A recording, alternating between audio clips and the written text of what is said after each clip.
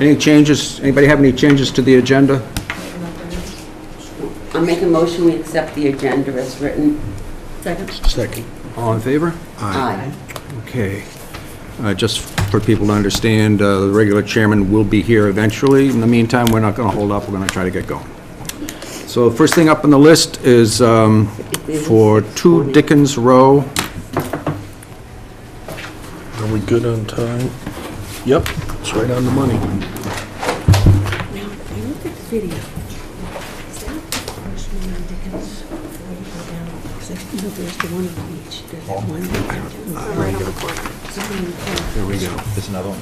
Thanks. Evening, Greg. This March. Whenever you're ready. Yep. Good evening. For the record, my name is Gregory Morse. I'm a registered engineer with Morse Engineering. This is a continued notice of intent hearing, and after the fact notice of intent hearing at 2 Dickens Row. As you may recall, last time I was before you, it was to permit some boulders that had been placed along the lot line of my client's property, the Walsh family. I took a recent photograph of the boulders that were placed along the front of the property. I'll pass this around. It's typical of what you see all over town here, and to familiarize you with the plan, Town Way is right here, Dickens Row is right here. The boulders were placed along this lot line. As you likely recollect, the town had cleared Dickens Row and Town Way in the past after the storms several years ago. When they did such, a piece of my client's front yard was paved over with part of the street. After we had surveyed the property, he put the boulders along the property line to outline that. At the last meeting, I presented that, and there were kind of some, I wasn't really given a clear direction from the commission on what you were expecting of me to do before I came back. I'd like to get a little bit more of that. There was talk about potentially hiring a coastal geologist to look at this. I kind of looked back at it and have really been thinking a lot about this. When this property is in a Zone AE, it's not located on a coastal bank, it's not located in a coastal dune, it is simply a FEMA Zone AE. We're not proposing a structure, we're not proposing any habitable space. I drove around town today, I took several pictures here of areas that have similar characteristics, including the Peggotty Beach parking lot, the parking lot along Bailey's Causeway, the areas along Oceanside Drive that all have similar characteristics where boulders have been placed along lot lines to clearly demarcate either a parking lot or a property boundary itself. I don't know what regulation you want me to analyze this site for. It appears to have been allowed on several other sites in town. And if we are to hire a coastal geologist, what scope of services and what analysis would you like for him to perform? I think one of the things that, if I recall correctly, came up was whether or not there was, or maybe there was, and I've forgotten, that we know for sure that the boulders are actually on the property. They have been located by a field instrument survey and verified that they are on the property, correct? Benny? I believe the concern of the neighbors was that if we have another big northeaster, one of these winters like we all know we've had in the past, where all the cobble comes up over, of course there's boulders across the street, there's all the riprap across the street. The cobble coming up, can the cobble get through, or is that going to block the cobble right there and then possibly block the roadway? I think that, to me, would be their biggest concern for this. The man, obviously, it's his property, but can the cobble get through? And are we just going to create a problem where vehicle can't even turn around there? I have been down there. I do feel, only me, I feel as though a fire truck can get in there, an ambulance can get in there. There's enough on both sides of the road. But if we have a major storm and there's tons of cobble coming, I don't think it matters whether they're there or not. But I do believe that was their biggest concern. Cool. As what Penny said, the conservation issue is that it just doesn't impede the flow of water or cobble. You know, it's not in our purview if it's on his property. Right, as long as it's surveyed and it's on his land. I agree with Paul. It's whether it's blocking the natural path of water. There are spaces, I don't know if there needs to be more spacing. I'm not an expert on cobble flow. Well, I Right. mean, based on a lot of experience that I've had, Yeah. I don't see how there would be a problem with it getting through, getting over. I don't think it's gonna block anything for the storm, just my opinion. Jen? Yeah, I think I share the prior to sentiment, well, everybody's sentiment, but, and I appreciate the examples. They're helpful, but also really, they're different roads that have like much larger passageways to them, and, but it's definitely slightly relevant, just not, it's not like a home run of evidence in my mind, but Frank, do you want to say? I'm going to pass for a minute. You, Amy? Well, just recalling last meeting, what we had discussed was an evaluation by a coastal geologist to evaluate the, I guess, the flow of material in that area. I mean, that would be the scope of work, I think, right? Simply stated. Like, so, I mean, how detailed of a study does it need to be? I guess it needs to be enough of a study that can carry some weight so that the abutters, you know, have comfort, or that basically that you have comfort that it's going to meet the requirements of the Wetlands Protection Act as far as storm damage prevention and flood control. So me- those were the interests that we were most concerned about.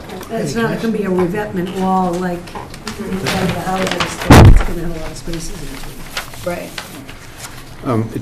Just to add a comment along the same lines, I think the big concern here, and the reason for the coastal geologist, would be primarily to assuage the neighbors' concerns that, A, this is as good as it can be and still allow for the equipment and not particularly damage the neighbors, which is always a legitimate concern in coastal area. So that would be the reason that I think that that little extra study, or big extra study, needs to be done.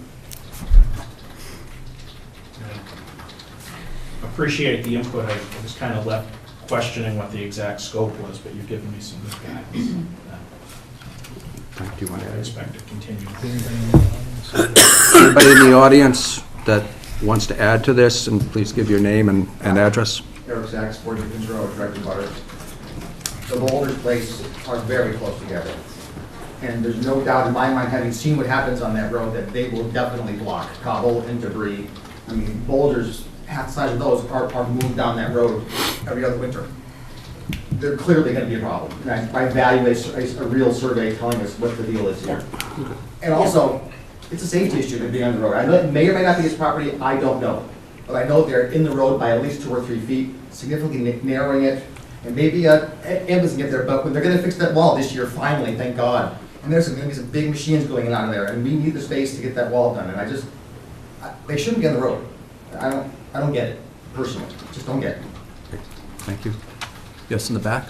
Kathleen Lucetti, 15 Townway Extension. Our big concern is we did live for 2 winters on Townway Extension. And I'm not sure fire trucks and ambulances can make that full turn on Dickens Way. It's very narrow if you walk there. I have had the fire truck try to come down Townway Extension, and they usually have to park across the road. A big concern would be, to me, can they get down there? One of the things that would happen before any action specifically was taken that would allow this, the fire chief would be checked with, and to make sure that he would be comfortable that it is a tolerable situation, a situation they could handle. Yes, sir. Yes, my name is Paul Lucetti. I happen to be married to Kathleen. But that's okay. What she left out is that fire trucks that drive down Townway Extension, and we're the first house on Townway Extension, have to back out. Yeah. And that's not only a consideration of turning up Dickens, but if you've ever driven a 24-foot truck, and that's the smallest fire truck you have in Scituate, I believe. That's the smallest one. When you make that turn, they have changed the entrance to Townway Extension because of the water line that was replaced this year. And now, instead of going to the right of the telephone pole, they have to go to the left of the telephone pole. So if they have to back out from Townway, to put a fire out in my home, for instance, it was burnt to the stilts in 2007, and they couldn't get in to put the fire out because of the riprap and stones and everything that blocked the road. How are they going to back out up into Dickens Road to make a turn coming down Townway? And the fire chief should bring the truck over there and try it, because it is going to be an issue. And I've driven a 24-foot truck for many years and years ago, and I know what it takes to make a turn and to back a truck around so the front end swings. So I have my concerns about that. But I also want to know that I realize that they're here for the permit after the fact. But when I tried to get a permit for my home, because of the marshland behind me and the conservation land, I was denied the permit because they didn't feel that I had a big enough issue to put up stones to protect under my house. I'm on stilts. Every 3 to 5 years it fills up with the rocks, and I end up with a 2 to 3 foot clearance from the rocks to the underneath of my home. So I'm saying, isn't everybody held to the same standards of Conservation Commission concern for the conservation land as I was held to? And if these rocks are placed there, whatever went down Townway, coming down Dickens and going down Townway, is now going to go into the marsh. And I think that should be a concern too, to protect the marsh. So those two concerns, I think the fire chief should bring the truck, and someone should consider that fact, that where is that stuff going, the cobble going, if it's not going down Townway. Thank you. Thank you. Can I jump in for a second? Sure, of course. So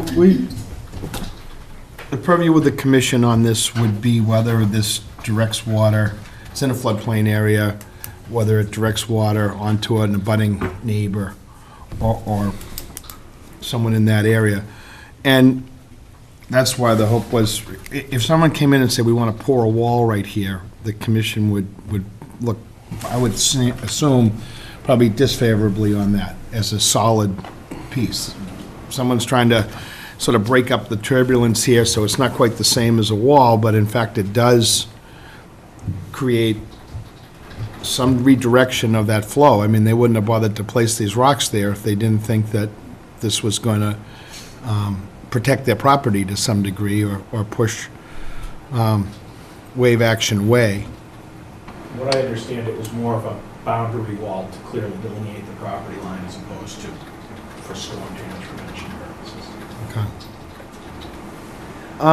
Okay. There's a photo here, I don't know who Yes, I brought took that. that. So I'm looking up the street at that, and I can see some, like a boards or fence or something further up. Does anybody know what those are for? A little Yes. brown fence there? No, sort of at the end of the road, you look up the road, and it looks like there's a couple of rows of pressure-treated boards. If that's a fence. Yeah, it's not a fence between two, it's between 4 and 6 feet. There's always been a fence in that property line. Okay. If I can remember, before I bought it. Because it looks like it projects pretty far out in terms of traffic. No, that goes, it's on the line, and it was engineered and been placed there. We had the place surveyed during this process, and it's clearly where it used to be. And that hasn't created a problem with water or anything like that? It actually prevents things, the small stones on the other side of it, but water flows right through it and over it easily. Okay. It's small, it's. Yeah, no, it looks like it's about maybe 18 inches high or something like that. Okay. Where is this house? I see No, I'm just trying to Understood. get the same, Excuse me, I have one more. Sure, comment, Mr. if I can, please. Go ahead. On this gentleman's comment about the stones were put there to delineate the lot lines, that could have been handled with a 1-foot boulder as opposed to a 4.5-foot high boulder that's 3 feet wide, and it's on the blacktop, regardless of whether it's their land or not, it's still on the blacktop, which shortens the width of that street. But if nothing else, couldn't they be reduced to a size that's more compatible to a boundary line and be moved in a little bit off of the blacktop for the sake of the neighbors, for the person across the street that has to back out of his yard? He now has, it's going to have a problem if he has 3 or 4 cars and they have to come straight back as opposed to being able to back up Dickens to get out.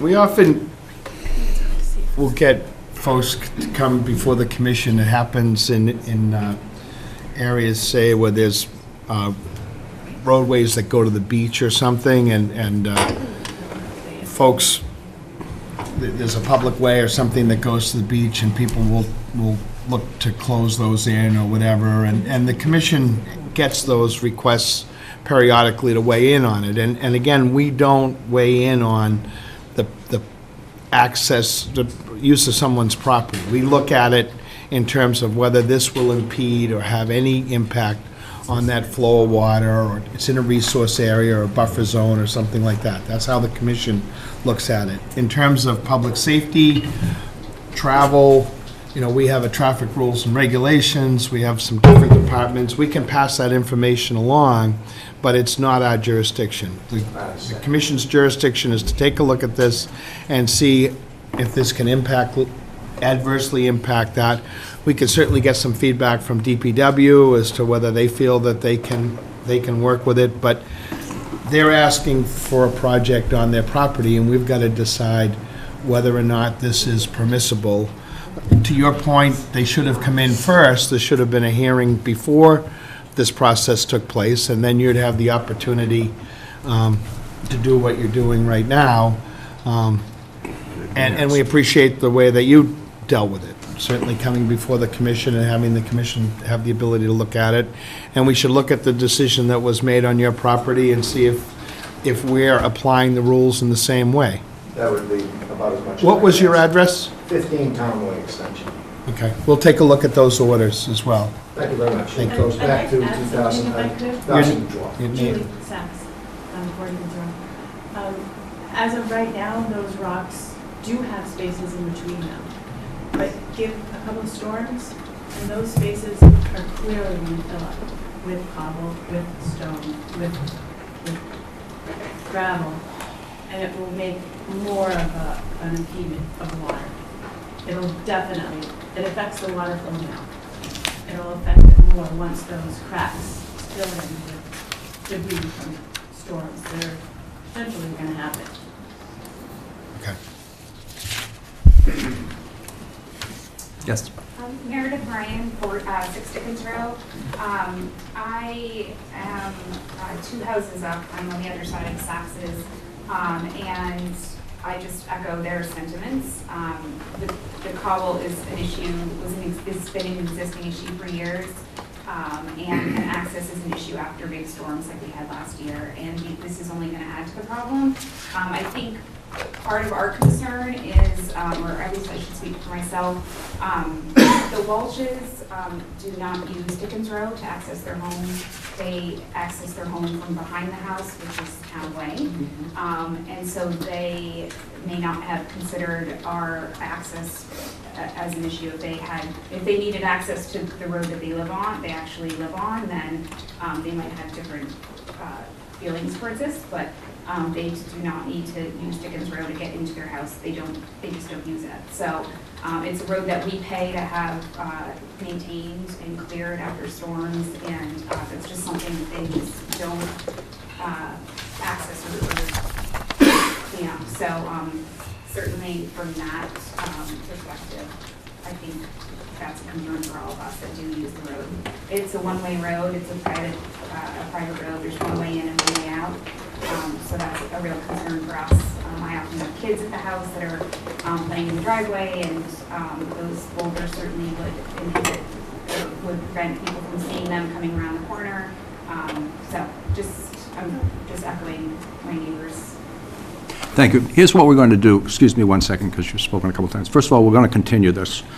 Second of all, we've given Greg some guidance in terms of getting a coastal geologist. And third of all, Greg, I would ask, and I'm not speaking for everyone, I'm just asking me, if you could ask your client if there is any way that the size or the spacing of those boulders could be decreased to some extent. That might make some things a lot easier. That's a request, not a requirement at this point, at least. I'm sorry. I was just talking to myself. Okay. So with that, yes. One more point. Okay. Eric reminded me of this. There's a passageway behind the properties to at 2, 4, and 6, and a 10-foot wide passageway, which has been there for hundreds of years. And Dickens Road is also a passageway, not really a road. But I believe the people way back when they were smart, realized that Dickens Road every other winter is completely impassable because of the debris and the washout. So that, we use that passage behind houses to get to our property after the storms to clean up the mess. We can't get to our house without those boulders there. So it's really a problem area, and this is definitely making it worse. Okay. I really appreciate your thoughtfulness on this. Okay, thank you. One more thing I'd like to add. They put a boulder next to their air conditioner condenser that was plucked from the beach. Okay. Thank you. One last question. One last question, we'll move on. Will we really hear from you about our property on Townway Extension? The chairman said you would. Okay, We're going to look at the application that you made. okay. I don't remember it It quite. was to put like boulders in front to protect. I just don't recall what it was, but we'll take a look at that. Again, we try to have continuity with this, so if it was this typical, the same application or something, we'll look at that as well. It's 15 Dickens Row, Lucetti. No, 15 Townway Townway, extension. sorry. I wrote it down. I got it. All right, so we're going to close this off for now, and I will consider a motion for, Are you going to continue? A month. A month?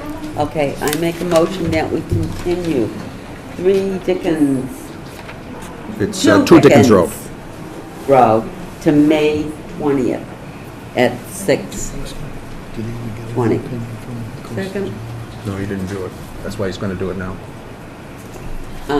She's second. All in favor? Aye. Aye. Thank you. Thank you. So, Greg, you're going to get a coastal geologist. Can you want this back? Yes, please. Who's that photo? So we have it for the next meeting. Thanks. Were these all part of that packet? These two, Frank. I'll bring them all back. Okay, we got another set of those here anyways. Yeah. There's more. Yeah, I know. Sorry, I got a car for you. All right, my apologies. Thanks worries. for 3 Driftway Amendment, Coastal Bank Stabilization.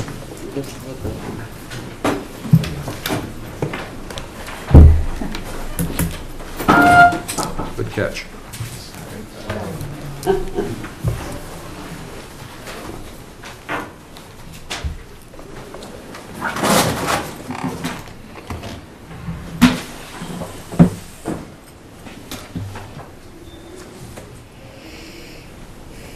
You okay, Jen? Yeah, no, my computer just turned off. You didn't unplug it, did you? It's turned off. Okay.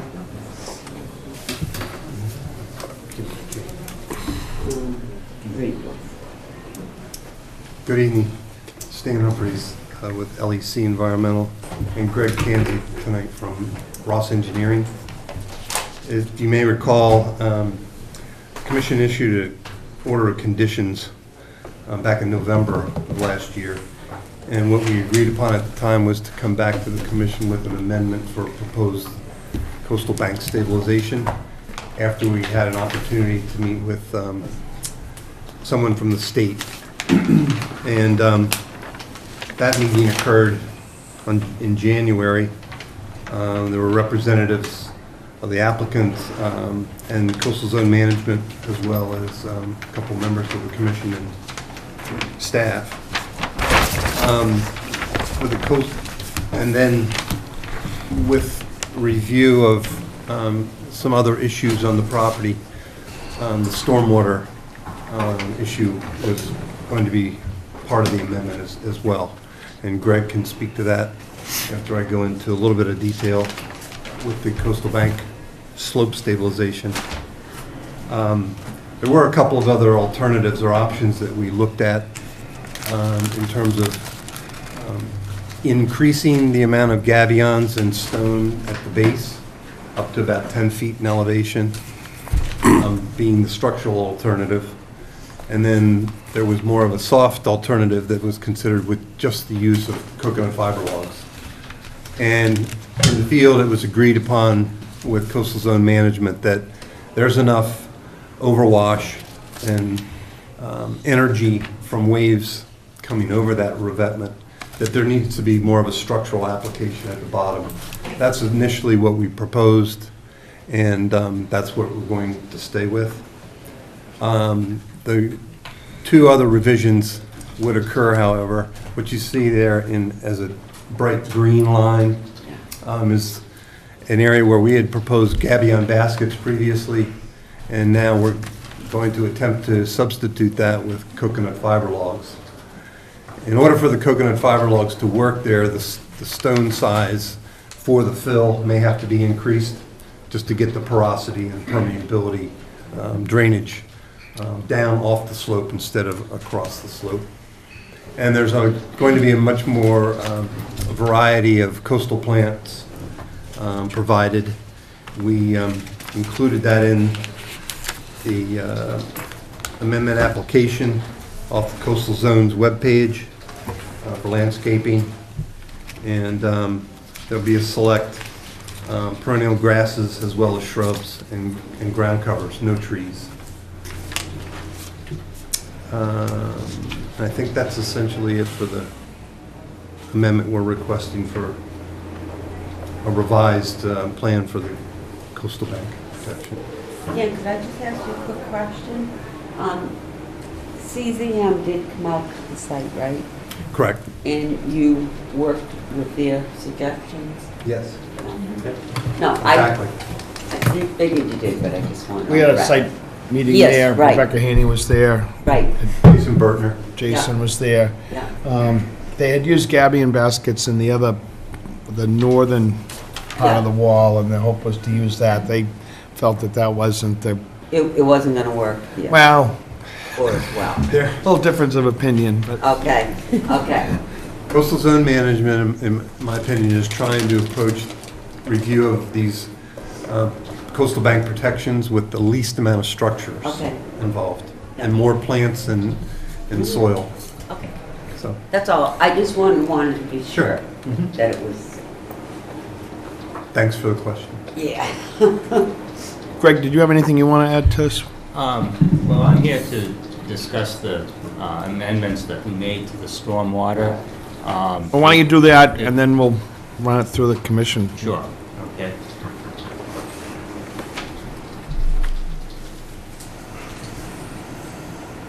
It's not so dissimilar to what was approved originally.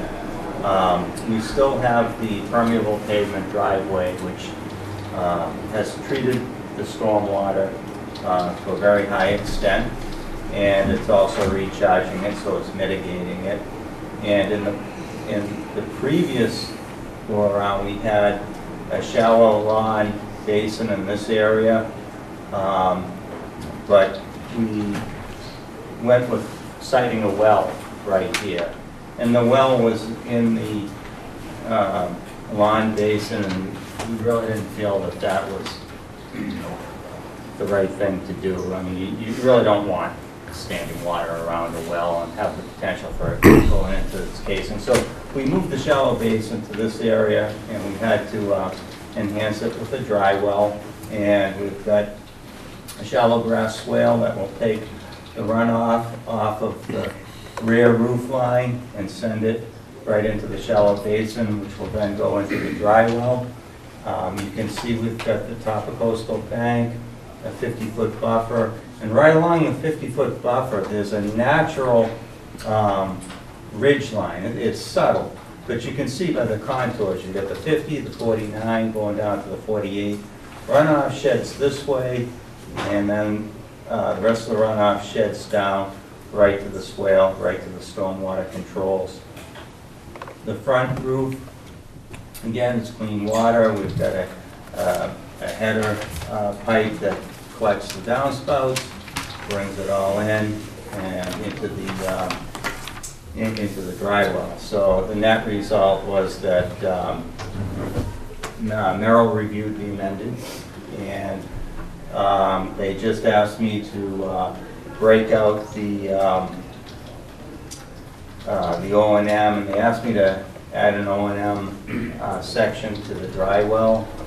And as far as I know, that that they're all set with this. I haven't heard anything, any word that they're asking for anything more. And it meets the performance standards. Just Penny, before you said, Amy, did we get anything back from Merrill with that change? We did, so we're all set with Merrill Okay. on the stormwater. Okay. So am I to understand that you are not going to put the irrigation well in? Oh, no, we are going with the irrigation well. Okay. Even though, They moved the basin away from it. yeah, that, I just, fine. No, I'm good now. Good. Lisa? No questions? Jen? Do we have an opinion on irrigation wells on coastal banks? We did. We received some feedback from the state saying that that's not preferred to have an irrigation well on a coastal bank, which is why it's written into all of our orders that you specifically do not permit irrigation wells on properties. So this would be an exception to that order, which is why it's part of the amendment request. Does it have to be so close? See where it is?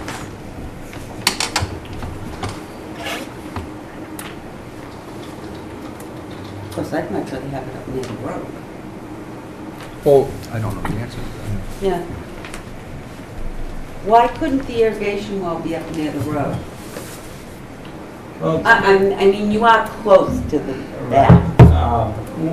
we're outside the 50-foot buffer You zone. know that. And generally speaking, it's not preferred to have a well close to a road just because of salting operations.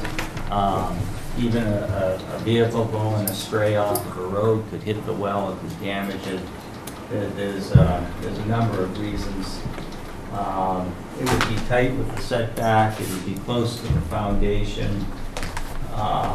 We felt when we put it off, as we have currently cited it, we feel that that is an optimal location.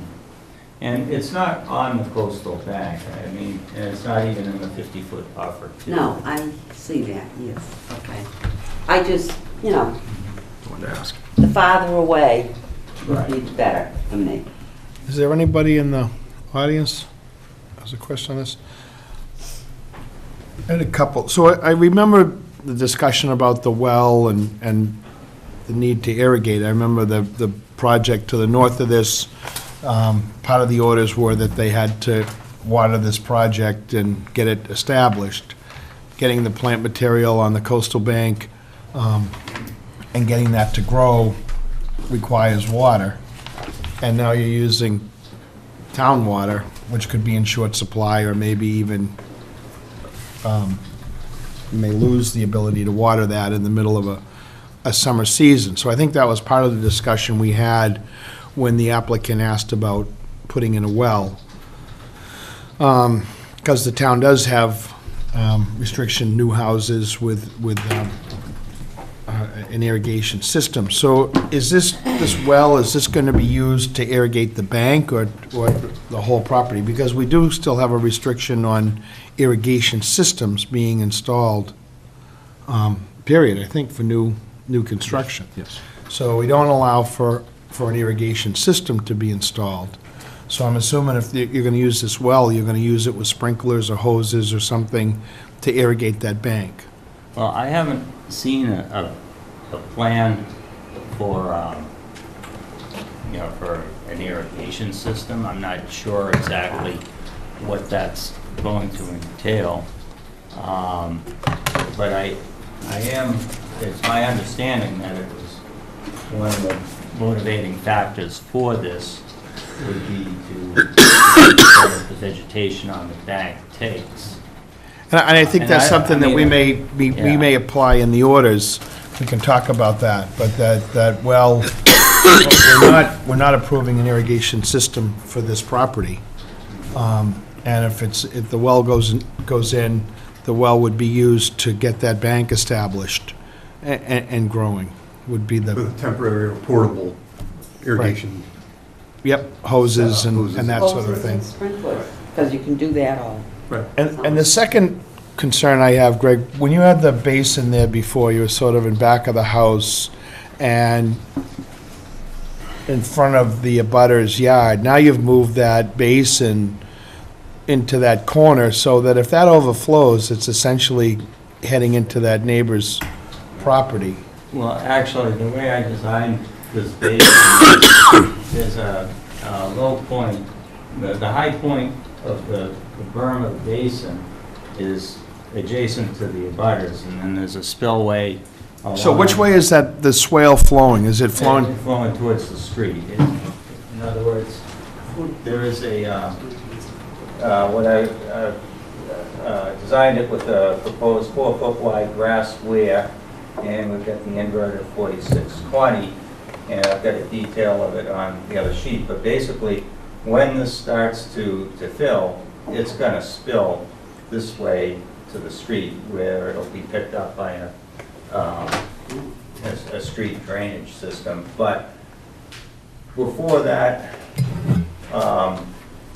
weir becomes operable, or before you get a flow out of that weir, the stormwater has already been mitigated and treated for that matter. Okay. Is it permissible for, I feel like there's some rules around water leaving your property into a public way. Well, I don't think they can exceed what used to come off the property, so they have to evaluate the property and then make sure that they, the reason he has to put this in here is they're creating more impervious surfaces, so the basin that they're creating will mitigate the water that's coming from those impervious areas or the rooftop areas and whatnot. But if water flowed off the property before, it can continue to come off the property. But this is, But they're redirecting it, yeah, so I think we want to be certain that the way it's being redirected isn't going to adversely affect the abutter. Right. Would be my thought on that. Yeah, it really isn't being redirected to a great extent. There are two performance standards. One is the peak discharge rate and volume of runoff. And this stormwater management system has been designed and reviewed with that in mind. And in fact, there's a lesser volume of water going out onto the street, and lots of, and peak discharge is considerably less as well. And in the pre-development condition, most of that runoff went right down the lot and ran to the south, and where the street cuts in front of the lot, right down by that garage, is where it all came off onto the street anyway. So there isn't a alteration of runoff patterns from this project.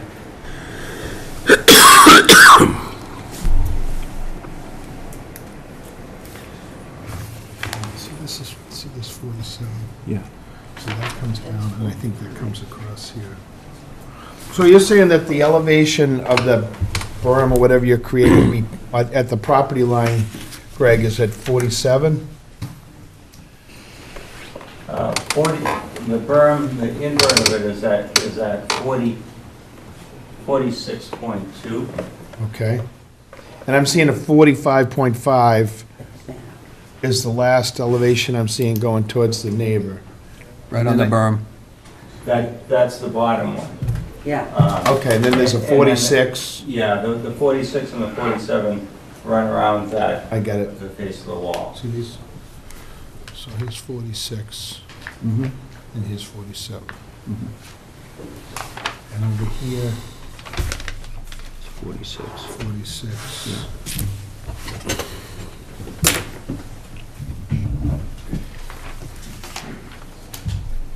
This is 46. This is some square. No. Greg, what's that? There's a small square between the basin.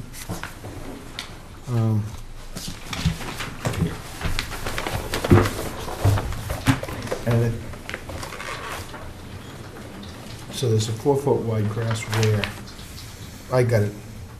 Yeah, At that's 46.2. Yeah, that square is just the flat area. So of this the is a weir. flat area, like a little discharge Mhm. right at there, and that's at 46.2.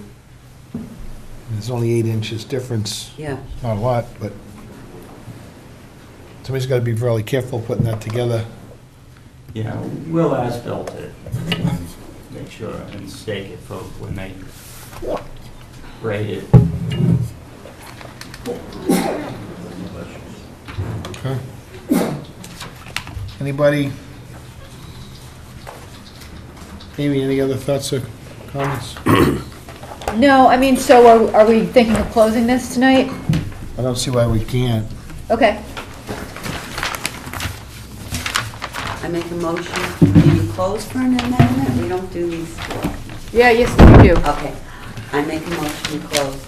Second. All in favor? Aye. Hey, thank you. Thank you. Thank you. 44 Captain Pierce, upgrade the barn to a single-family dwelling.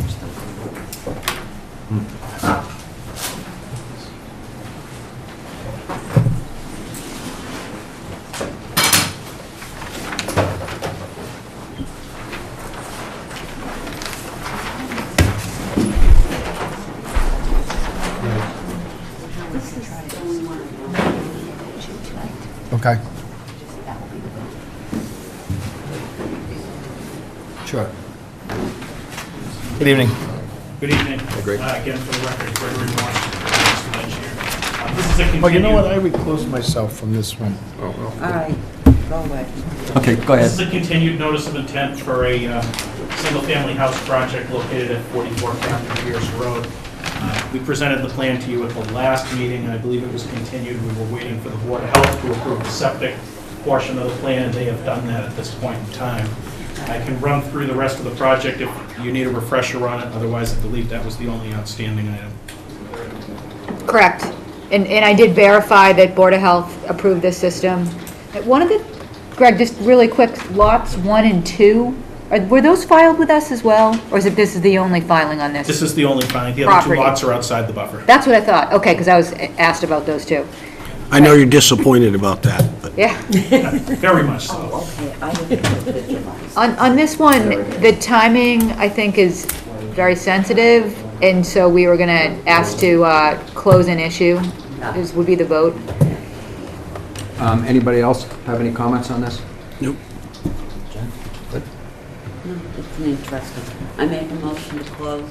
Oh, the audience. Anyone in the audience for this? I'm sorry. I make a motion to close.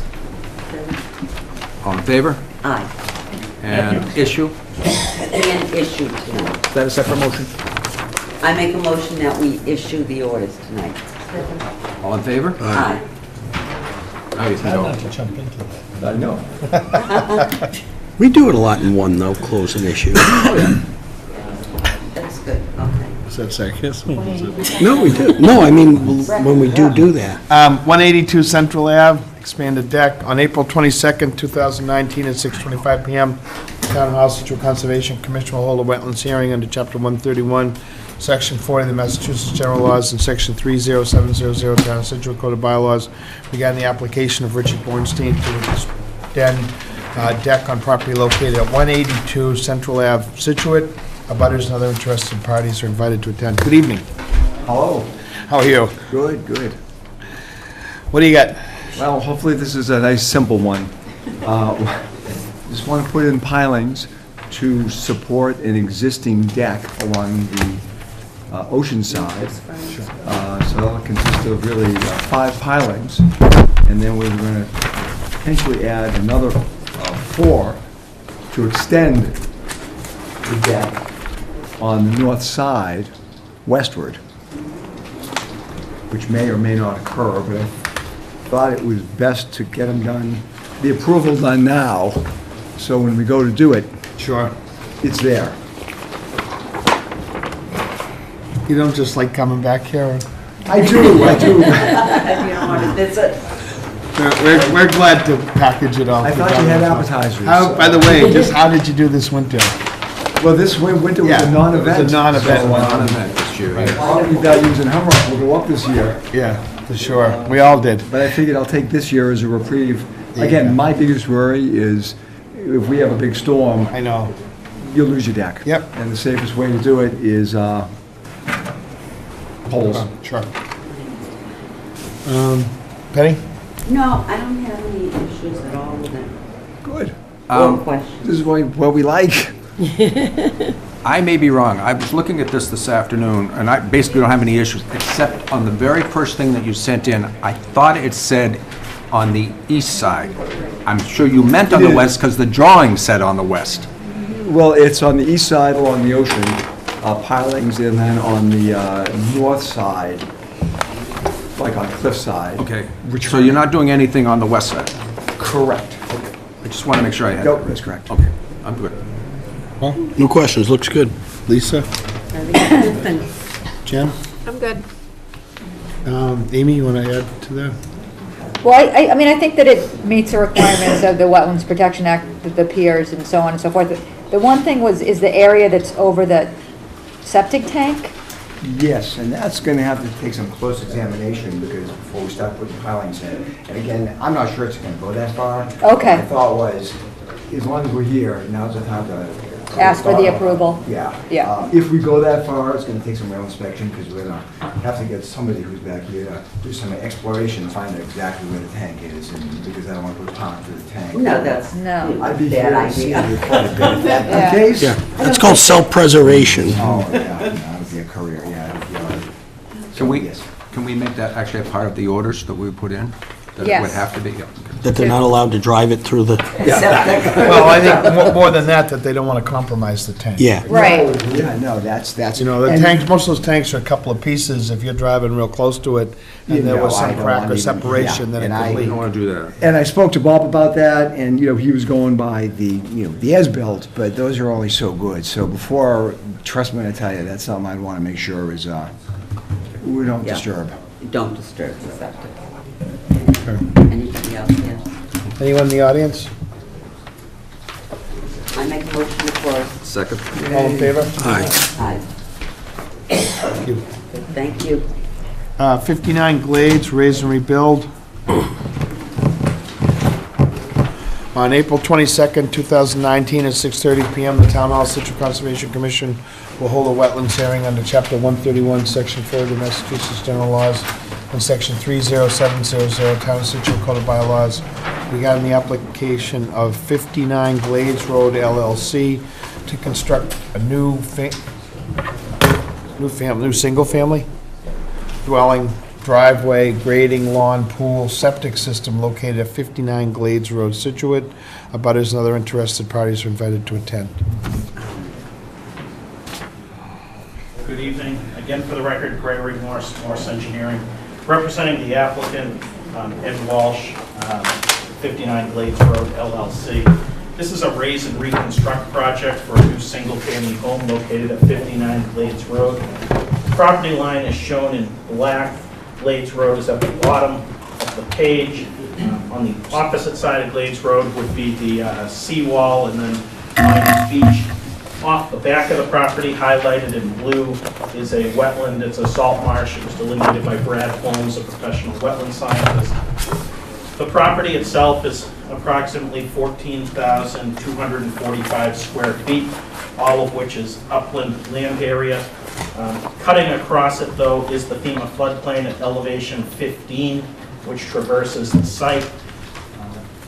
Right now, if you went out there, there's an existing home kind of in the middle of the lot. There's an existing gravel driveway along the northern lot line. And there's a garage located back here. Our proposal is to take down the existing house and take down the existing garage and construct a new single-family home. That's what I've highlighted in the brown. The new house is outside of the 50-foot wetland buffer. The 50-foot wetland buffer is shown in red. The house is located in the FEMA floodplain, however, it would be equipped with flood vents as required. We're removing the existing garage, which is inside of the 50. That area would be restored with loam and seed. You can see the limit of the existing tree line going around the barn. It is essentially lawn up to and around the barn on all sides. Also inside of the 100-foot buffer zone is a proposed swimming pool. The swimming pool is 57 feet away within an existing lawn area. Utilities would be connection to the water and the sewer within Glades Road, and a new septic system which is located in the front yard. The septic system is outside the 100-foot setback from the salt marsh. It is within the 100-foot setback to the seawall top of Coastal Bank on the opposite side of the street, but well outside of the 50-foot buffer associated with that. I turn it over to you for any questions or comments. Penny? On the plan, it mentioned that it was it just a viewing of where you think the salt marsh stops or ends, or did he actually? We had our survey crew locate the edge of the salt marsh, and then Brad went out and located or verified those locations. Okay, because this to me is very similar to one we just did, Edward Foster, 97, right on the edge, the grass going right down there, and it, you know, is a little questionable even there now where actually the marsh is and what Bill's been historically put there and so forth. That was my only concern, is because when I looked at the plan, it's like, well, I can eyeball it, but that doesn't mean I know what I'm doing. I do have a picture of the site that I can share with you too. Yeah, and that'll be a big plus, getting that garage out of there. That's like Oh, no, just about, definitely it will. in the marsh Yeah, if almost, you go down, no. So this represents a picture. You can see the existing garage here, the tree line, and then beyond that would be the salt marsh. Yeah. Pass that around here. And the water does come right up in the spring, or if we have an extra high tide. Sure. Because the marshes, they are gonna leave all that vegetation, I hope? Yeah, we're not going into that existing tree line, so we Okay. are leaving that. The contour for reference right along the edge of the salt marsh here is at elevation 5. Okay. You know, during a spring high tide, Right. you probably have water up to elevation 6, thereabouts. And certainly the 100-year floodplain is elevation 15. Yeah. Well, you know, I'm sure you've been down there when we've had one of these high tides, it's right up to the road, or Yeah. coming across the road. It is. It Yeah. touches essentially the back of that garage. Right, during exactly, 100 years. okay. I'm fine. Paul? No, looks good. Lisa?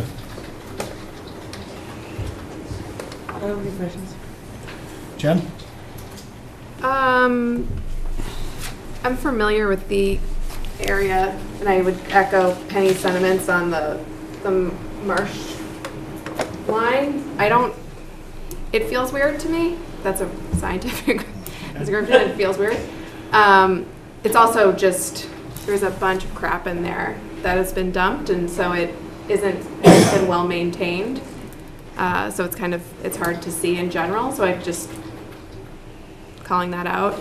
I also don't know how we feel about, I love calling out coastal banks today, I guess, pools on coastal bank areas. That area is already kind of a little destabilized, like the seawall's feeling a little suspect on the other side. I don't know how we feel about pools in this area. Have we, I feel like there was a third thing. I'm sure it'll come to me. Let's jump to Amy and then the audience. Right, well, so on this one, I did receive today, not as part of the notice of intent, but I did receive a letter report from ECR, calling out their opinion on the resource areas.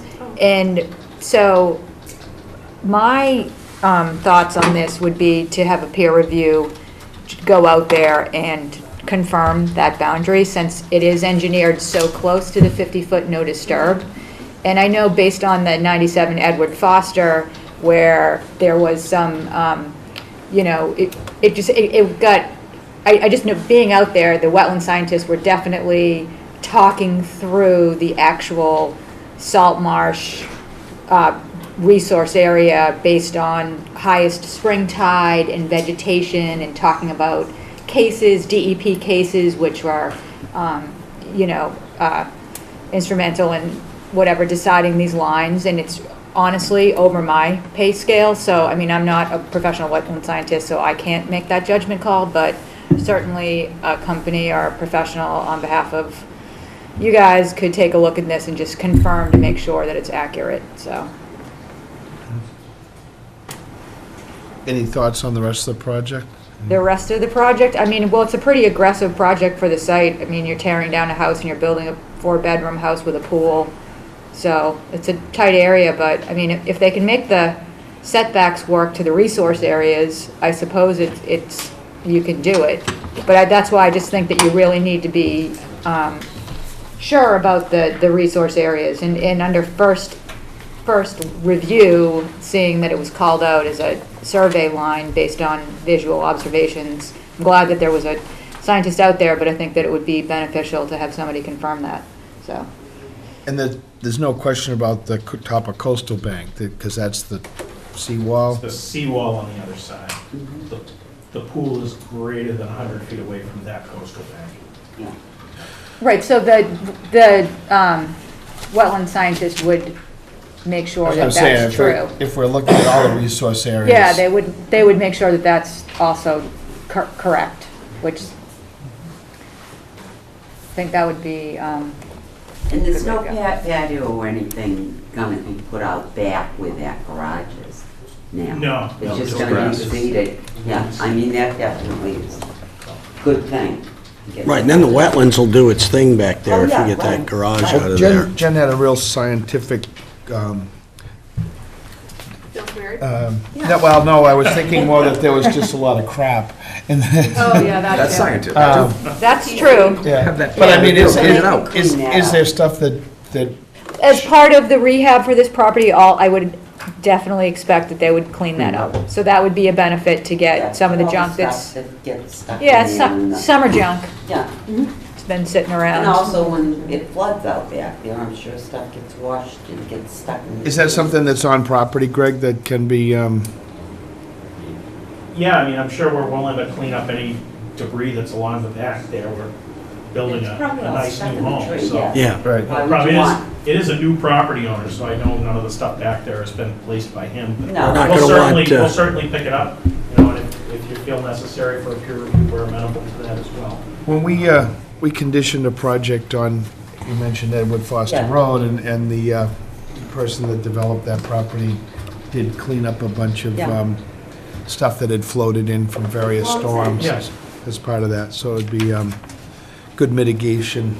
And then maybe the new owners will stay on Keep it top up. of it when it floats. Yeah, I don't think they're gonna want Sanford and Son in the backyard No. after they get done with their new Well, I house. wouldn't. Well, in this area, I mean, I think that, Frank, the sentiment on the Edward Foster Road holds true on this one too, is that it was probably historically filled. Sure. Right. So this was all marshland that, you know, predating the Wetlands Protection Act, it was filled and built upon as a summer residence, so. Well, this house has been here a long time. Certainly the area where the garage is and stuff was probably filled in. Yeah, But to yeah. your But point, the it's houses, before they the were there. Wetlands Protection Act, there's a lot of areas in Right, Scituate. right. Well, which is why maybe when the Those houses were water built comes before I in got though there. pretty regularly, it was always really did that, Sure. so. Is there anybody in the audience that would like to speak to this? 59 Glades? So will we continue this, Amy, until the Have to. peer review's done? Yeah. That's what you Okay, wanna well, do, how yeah. far out should I go? I don't know, why don't we go 2 weeks? Okay. And if you have to go longer, go longer. So I think we'll think about cleanup in that area, peer review for that wetlands line, all right? Great. So I'll make a motion to continue on Waste Road to Second. All in favor? Aye. Aye, Thank you. thank you. 91 Surfside, 79 Seaside, to 79 Seaside, Egypt Manhill Beach. On April 22nd, 2019, at 6:35 PM in the Town Hall, Central Conservation Commission will hold a wetlands hearing under Chapter 131, Section 40, Massachusetts General Laws, and Section 30700, Town of Scituate Code of Bylaws regarding the application of the Town of Scituate to reconstruct a cobble berm at Egypt Manhill Beach located at 91 Surfside Road to 79 Seaside Road, Scituate. Abutters and other interested parties are invited to attend. Good evening. Good evening. My name's, you want to go ahead? Okay. My name's John Ramsey from Applied Coastal. I'm here representing the town to permit the project. Just to give you a quick description, we're really trying to actually return the cobble berm to the original design from 1979. It's about 3,900 feet in length, and obviously a lot of the material has overwashed back into the pond. So one of the things we're not able to do is really recapture that material. So we are planning on bringing in approximately 25,000 tons of material is what we're looking for a permit for. Really? And that is for the entirety to reestablish to the 79 condition. About 2/3 of that we would want to bring in over this next year because there's actually a PW, or a project worksheet from FEMA, and FEMA's approved about 2/3 of the money from NEMO, and we're still trying to get funding for that.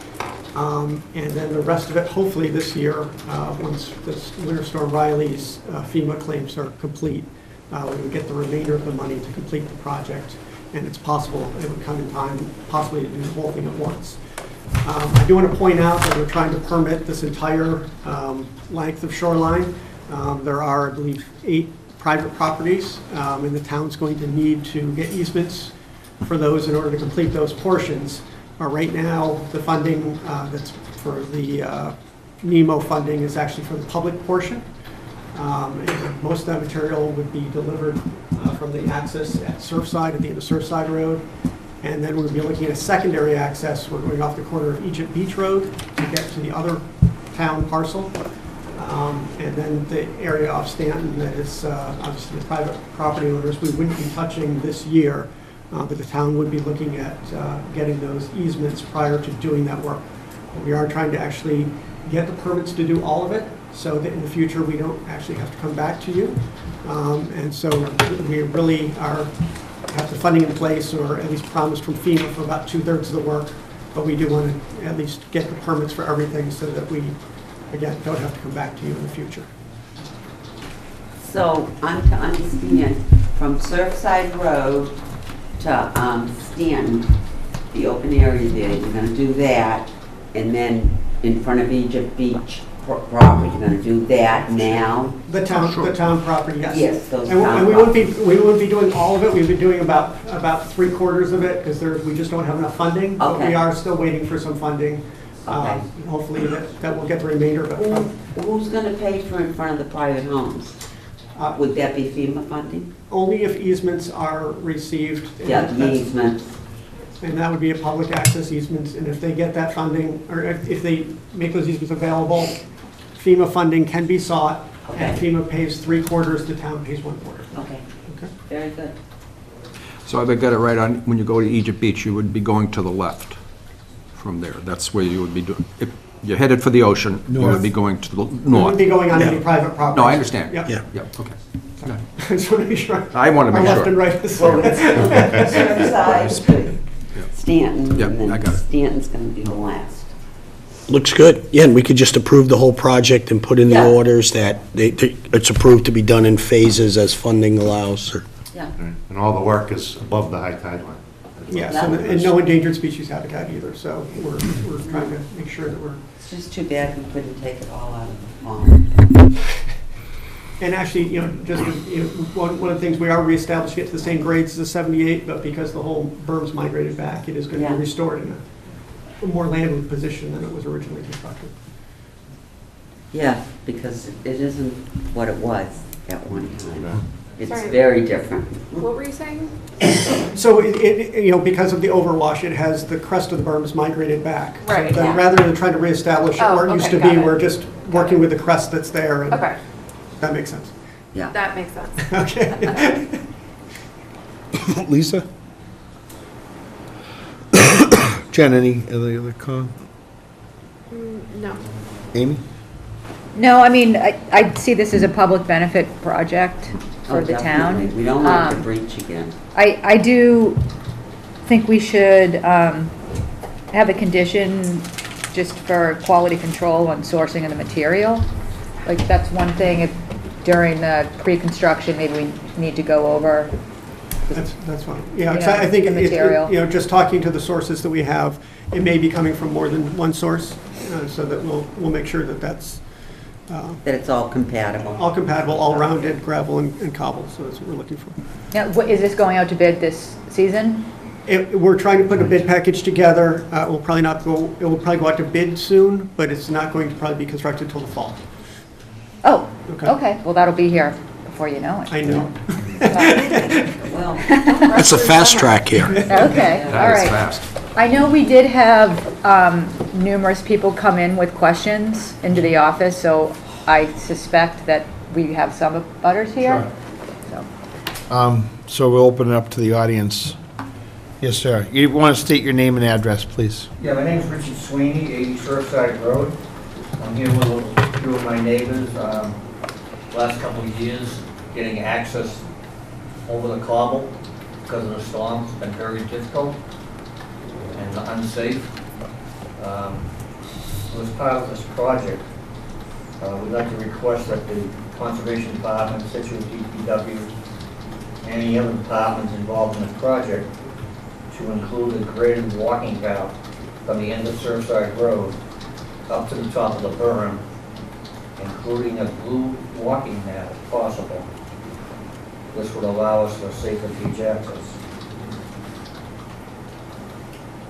I'd like to submit a petition from the neighborhood that other people that agree. that's something Thank that you. the beach people could probably come to CPC to get a map for that.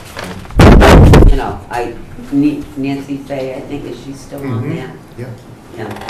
just a Moby mat is what we're talking about, maybe? Yeah. That roll out for the season? Yeah. Yeah, that's what they did on Egypt. Peggotty, not Egypt, that's got the wooden one.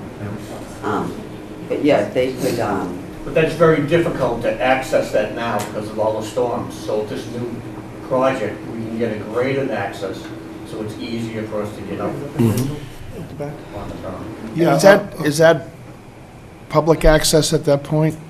It is. It is. And there is one property, I believe it's 91 Surfside, that owns a lot that is next to that on the beach. yeah. That's undeveloped. But anybody that walked down Surfside Road could walk up that? Yes. And there's a little parking area there. Well, there was a Yeah. little path. It was very steep last year. All right, well, one at a time. Okay. Anybody Yeah, else? go through, say your name and we can Yep. record it. Anybody else in the audience? My name is Kathy Egan, and we are at 83 Surfside. Mm-hmm. And I was wondering what the easements involved, just because I know some people are really afraid of easements. I know it doesn't impact me personally, but when you're asking the neighbors about easements, what is it that you're going to ask them for? We just on Surfside, Okay. didn't I? Let Sean answer A that. lot of the properties along the coastline have ownership to the low water mark. So in order for public money to be used for public money to be used on private property, there needs to be a benefit for the public. So the easement would allow public access to those portions of the beach to low water.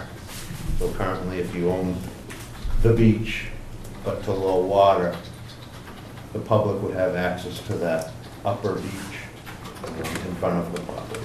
That's what you'd be giving up for Can I add something into that? Because I know when we've dealt with it in other parts of town, that doesn't mean that you can walk through their property to get to the beach. It means that only you can walk along the beach. So you get access from a public entry still. And you can sit on the beach. And you can sit on it, yeah. In front of their house. But you can't just walk through their property to get to it. It doesn't mean that. Okay. And how many houses? 7? There's 7 houses. Thank you, Rich. I have another question. How long will the project take to complete? The best answer is it sort of depends on our sourcing, but the ideal is probably to get done within about a month or month and a half. It may take as much as 2 to 2.5 months, though. And you're going to start it this fall, you think? That's the goal, I think, yeah. So you'll be driving the trucks down Surfside, part of, half of them? Probably a little more than half of them would become down to Surfside, yeah. Thank you. Anybody else? Yes, sir. Chris Given at 3 Seagate Circle. So my property abuts proposed site for equipment. I just wanted to, could you give any more insight into what you're talking about for equipment? I use that. I think the easiest way to explain the equipment, there is a possibility that they may drive it right up onto the berm, but to be realistic, they may be double handling the material. They may come in with road trucks and then transfer at the parking lot or right off the parking lot and go with off-road trucks to take it down the berm. But there's not going to be a lot of equipment stockpiled anywhere. And if we're doing it in the early fall, for the most part, most equipment will stay out on the berm. And only during a storm, and even if there is a storm, they're likely to take it off-site so that it doesn't potentially get damaged. So I don't see any real equipment being stored anywhere in the vicinity of the parking lot, for the most part. Can you just clarify this parking lot? I don't think So there is. it's that little... Gate is, that's private property. But it's not a parking No, lot. there's this, I would call it it's a staging area. That's a staging area right here. So. That's fine, I just don't want there to be a... Yeah. You're right, it's not the beach parking lot. It's Yeah. it's just that little parking area, that little area where people... You can never call it a parking lot again, that would be. Place to stop your car, and you get out quickly and then run away. It does look like the staging area, does that stay on town property, Sean, or is that, I'm trying to look at it. when I'm looking at that staging area, it looks